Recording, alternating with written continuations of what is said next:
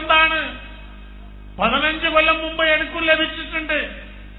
ബാംഗ്ലൂരിൽ ഞാൻ മന്ത്രിയാകുന്ന മുമ്പ് ജാമിയ മസ്ജിദിന്റെ ഇമാമായിരുന്ന ജുനൈദ് സാബ് റഹ്മത്തുള്ളാഹി അലൈഹി അയാൾ മരണപ്പെട്ടുപോയി.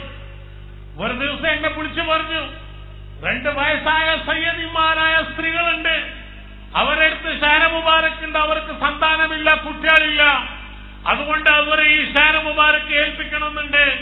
CM ഇബ്രാഹിമേ, നിങ്ങൾ റസൂൽ സല്ലല്ലാഹു അലൈഹി വസല്ലമിനെ സാദാത്ത് നിങ്ങൾ സ്നേഹിക്കുന്ന ഒരു മനുഷ്യനാണ്, നിങ്ങൾക്കിതാ ഈ ഷാന മുബാറക് കൊടുക്കുന്നു.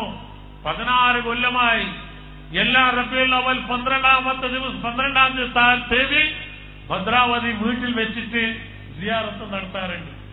ഈന് നിങ്ങൾ സനത് കേൾക്കുന്നോ? ഇഷ്കിന് ഉണ്ടോ സനത്? ഇനിയിപ്പൊ നിങ്ങളെ ബെല്ലുപ്പാപ്പല്ല നിന്നിട്ട് പറഞ്ഞ ഹസരത്ത് ഇനി പോണോ ഇത്?